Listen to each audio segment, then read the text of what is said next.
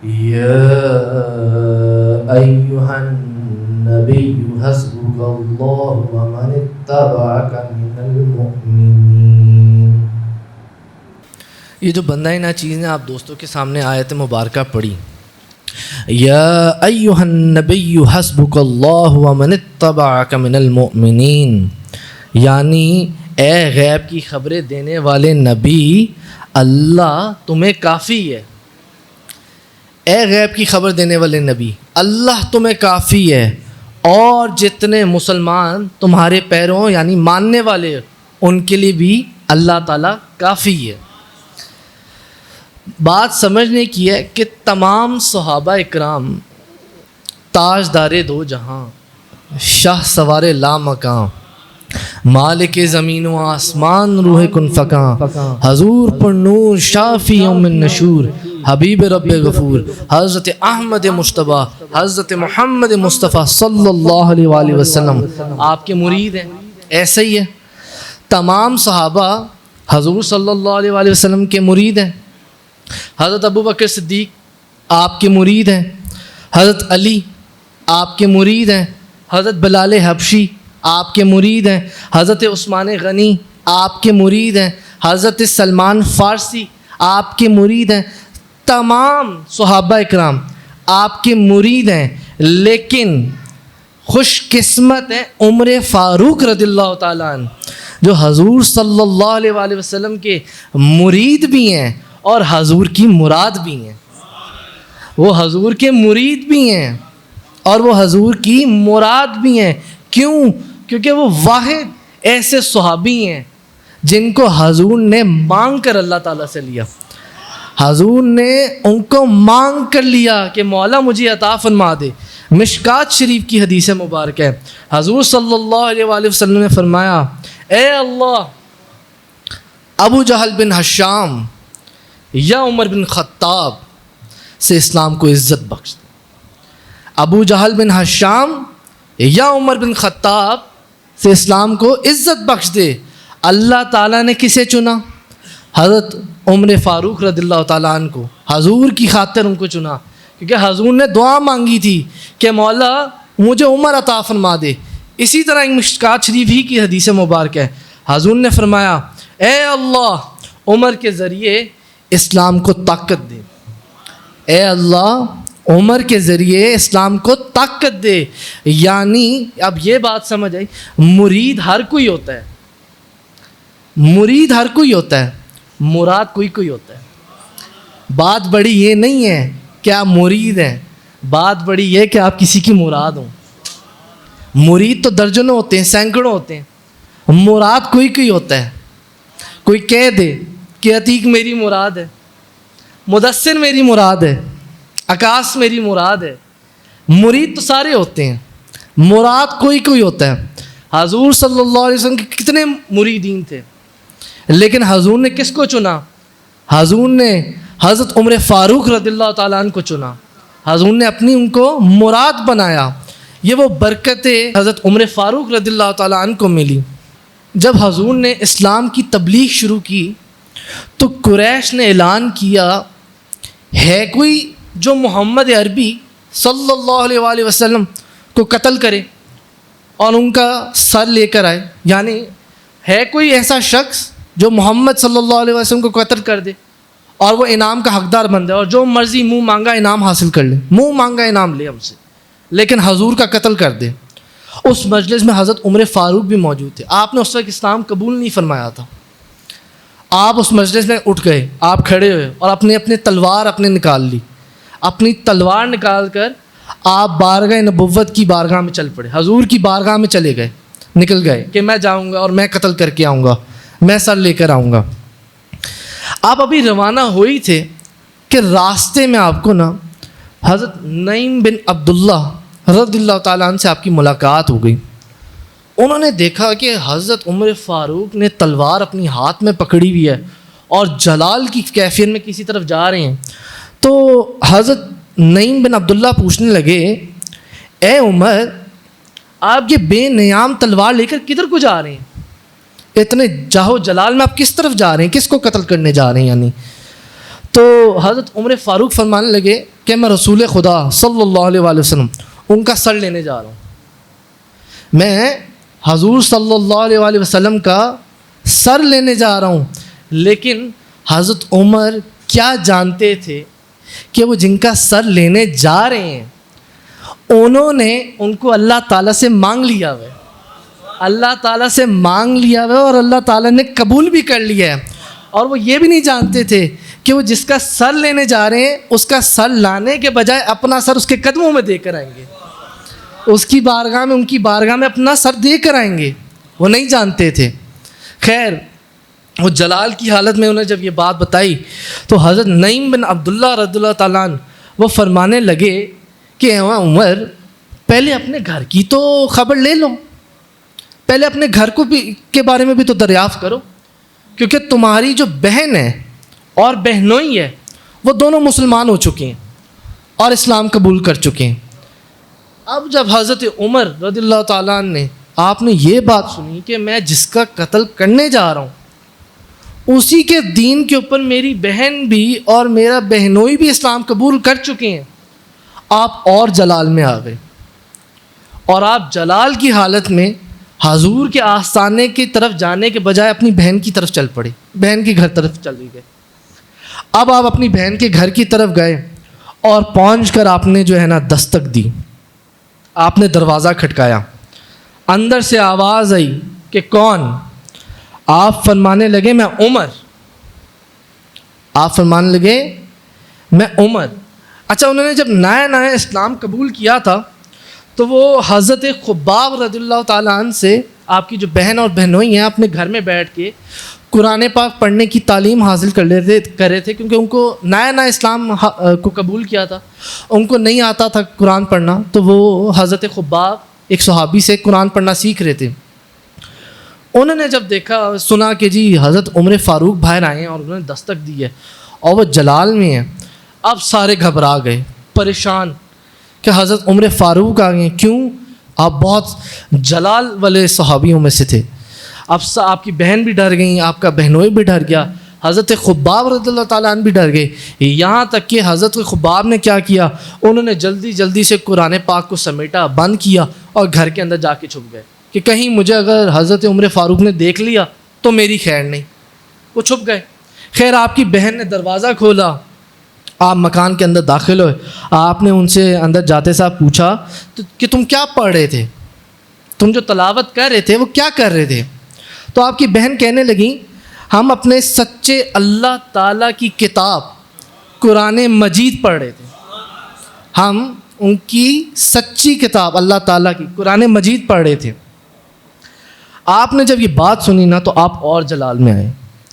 آپ فرمانے لگے بہن تمہاری بہتری اسی میں ہے کہ تم اس دین کو چھوڑ دو، اور اگر تم نے اس دین کو نہ چھوڑا تو میں تمہیں ادھر قتل کر دوں گا، میں تمہیں مار دوں گا.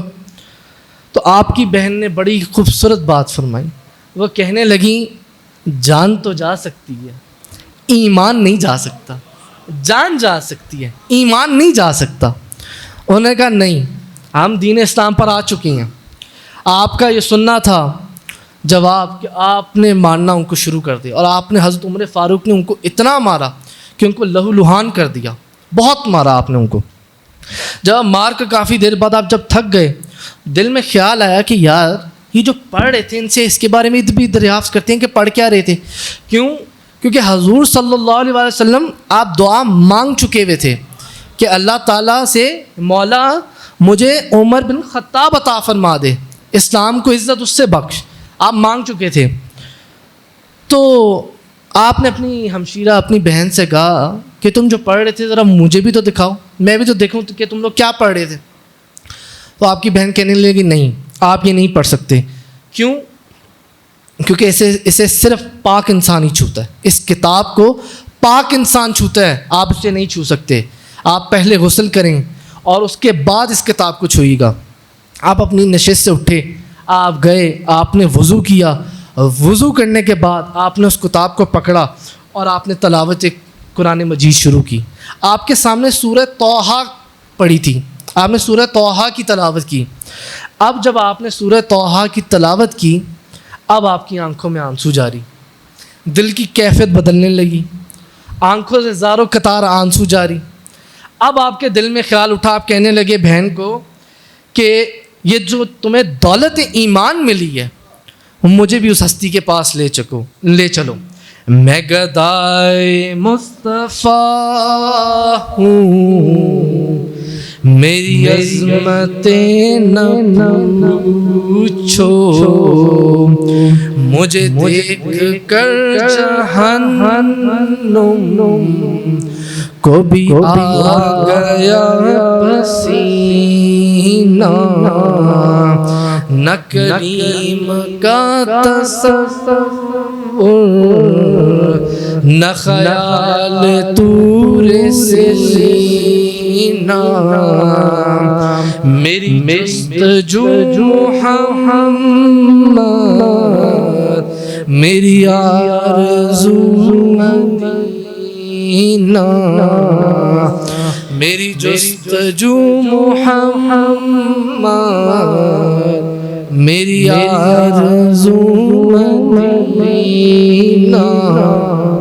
تو آپ اپنی بہن کو فرمانے لگے کہ مجھے بھی ان کی بارگاہ میں لے چلو، جنہوں نے تمہیں یہ ایمان کی دولت عطا فرمائی ہے، مجھے بھی ان کی بارگاہ میں لے چلو۔ اب زاروں قطار ہو رہے ہیں اور آپ کے ہاتھ میں بھی تلوار تھی۔